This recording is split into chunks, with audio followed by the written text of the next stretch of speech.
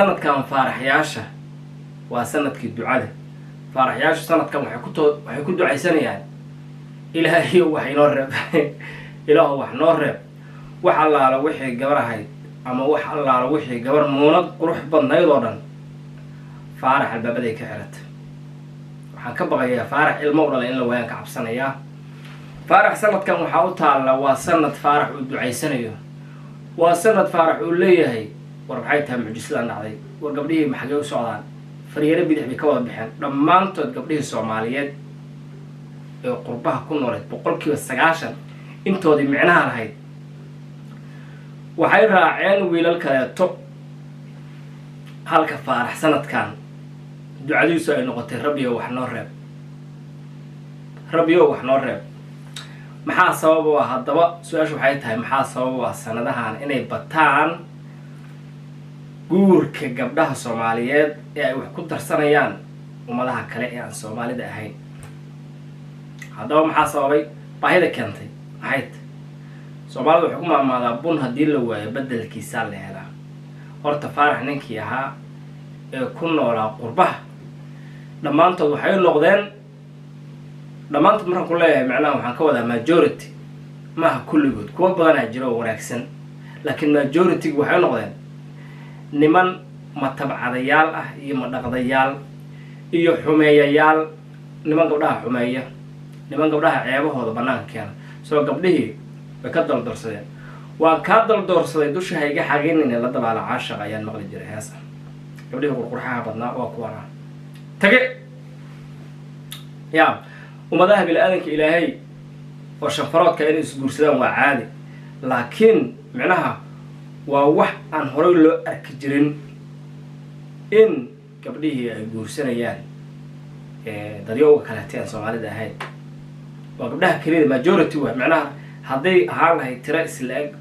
oo nimankuna intaa in lamid ay guursanayaan waxaa la dhihi lahaa waa wax iska caadi ah oo labada dhinacba hawl ka socota wey. laakiin gabdhihii keliya ayaa hadda waxay guursanayaan dadka aan Soomaalida ahayn. waxaan ka fekeray ama aan isweydiiyey sababta ka dambaysa, adinkuna bal ka fekera sababta ka dambaysa. sababo badan bay noqonaysaa, laakiin hal iyo laba haddaan soo qaato waxaa weeyaan faaraxyadii noloshii ayay ku khasaareen, noloshii ayay ku guul daraysteen. maalin dhaweyta waxaan akhriyay joornaalkaas waxaa layidhi waa maxay, su-aal weyn baa saarnayd. su-aasha waxay tahay waa maxay sababta gabdhuhu ay uga guul keenaan waxbarashada iyo nolosha, halka wiilashuna ay yihiin kuwa ugu badan ee xabsiyada waqtigooda ku qaadanayo, xabsiyada kusoo aalamiiteynaya. maxay tahay sababtaas? waxaa arkaysaa qoys waxaa u jooga 5 cunug, waxaa laga yaabaa inay 2 gabdho tahay, 3na wiilal yihiin. 2 gabdhood jaamacaddii bay ka qalin jebinayaan, waxbarashadooda way wadayaan ilaaha iyo jaamacadda, laakiin wiilashii mid dugsi sare hadduu ka baxo shaqo iska galay, midna xabsiga ayuu kusoo aalamiiteynayaan. haddaba maxay tahay sababtu? maxaa dhacay? maxay gabdhuhu yihiin kuwa u guulaysta? maxay gabdhuhu noqdeen kuwa guulaysta, wiilashuna u noqdeen kuwa daad ku qaado? haddaba marka qof guulaystay iyo qof daad ku qaaday isma guursan karaan. sidaas awoodeed gabdhihii dantu waxay ku kaliftay inay raadiyaan dad kaloo guulaystay inay raadiyaan. maalin kasta waxaad arkaysaa gabar Soomaaliyeed ee qurux badan ee gabdhaha tii ugu qurux badnayd ah u kaa bal hadda gabadhaan fiiraysa u eg tahay. waxaa tanoo kale la dhihi jiray daamankeedaa laga subkadaa, waa laga subkadaa. Soomaalida hore subag bay marsan jirta, Soomaalida hore way dhaashan jirta, daamankeeda waa laga dhaashan karaa gabadhaas siday ugu qurux badan tahay. tagtay maxaa yeelay bi'iye farxayaashii waxaa la yidhi bi'iye xumeeye iyo bi'iye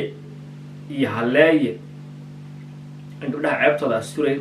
gabdhaha sharaftooda aan asturayn. ceeb yaana dhihin, ceeb mala gabdhuhu iyo sharaftooda aan asturayn. gabdhaha aan u noqonayn wax la dhaho cornerstone aan noqonayn. ninka ilaahay wuxuu siiyey awood buu ragga ilaahay siiyey, wuxuu siiyey saas kale mas-uuliyadda reerka waa madaxii reerka ninku. soo nimanka qaarkood intay reerkoodii hogaamiyaan iyo xaasaskoodii ayay awooddii ilaahay siiyey xaasaskooda qaar u celiyaan, oo gabdhihii baa reerihii wada oo odayaashii wada oo ilmihii wada oo rag waxaa jira caqli miiran oo saas sameeyay baa jira laakiin waxaa batay kuwii aan caqliga lahayn ee eberka ahaa waana kuwa sababaya gabdhuhu inay door bidaan ummadaha kaleeto inay ka quustaan haasaawaha Soomaalida inay gabadhu ka quusato inay shukaansato wiil Soomaaliya waxaa sababay wiil kale Soomaaliya sababay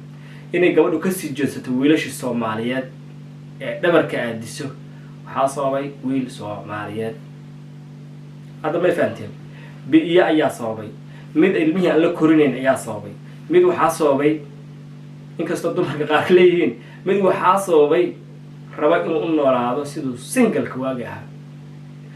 war gabadhaanu sidaanay rabtaa waa tana gabadhaanu sidaan ayay rabtaa gabadhaan waxay rabtaa sidaan adiguna sidaan ma samayn kartid gabadhaan waxay rabtaa in loo heeso insaan loo waalay rabtaa adiga faaraxow gabadha insaan loo waalay rabtaa wiil waxay rabtaa saa u taagan si katabaanka fiir gadaasheeda saas u taagan yahay gacanta markay soo taagto gacanta la qabta haddii lugta ka taagto mid lugta la taaga dumarka waxaa la yidhaahdaa Soomaalida hore waxay dhihi jirtay ama markaad degeysatid abwaanada boytriska waa wax cajiib ah adduunka meel kasta oo ka jira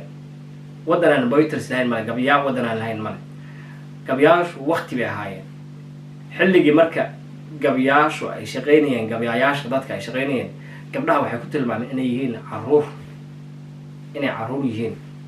masar caruurada kale inay yihiin gabdhaha soo waxaa loola jeedaa gabdhuhu waxay u nool yihiin si ka duwan ragga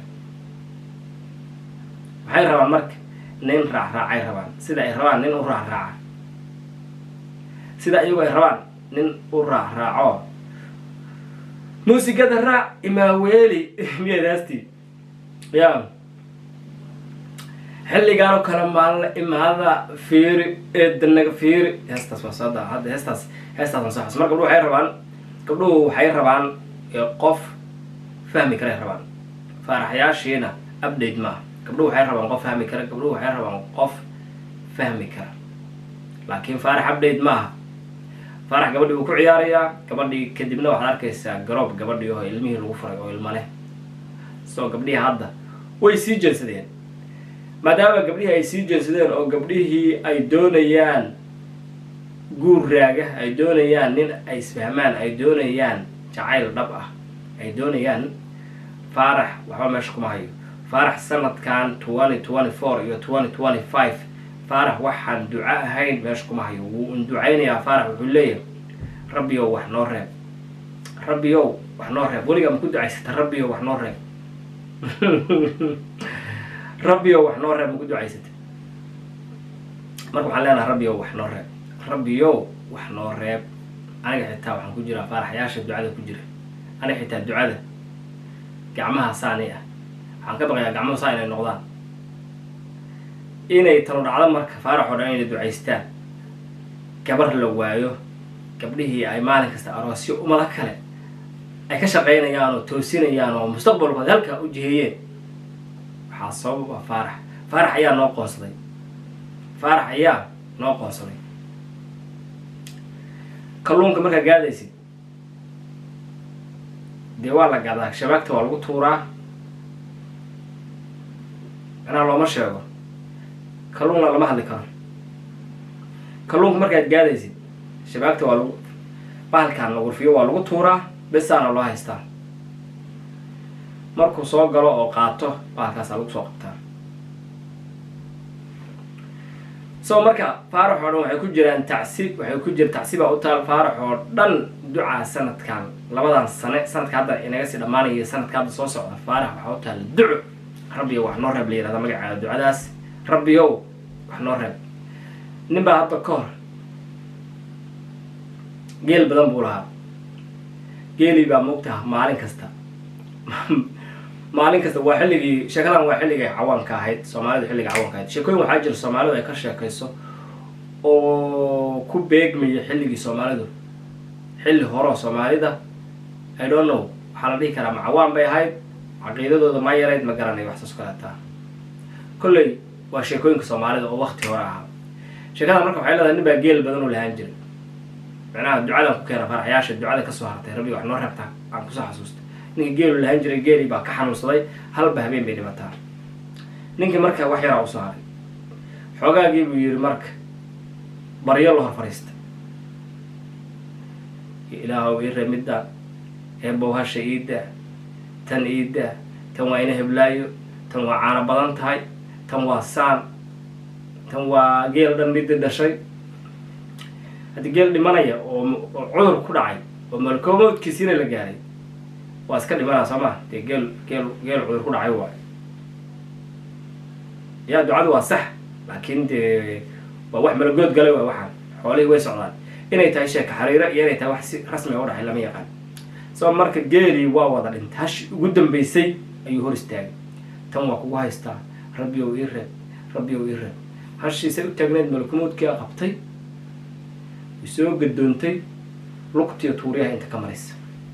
ninka markaas wuxuu yidhi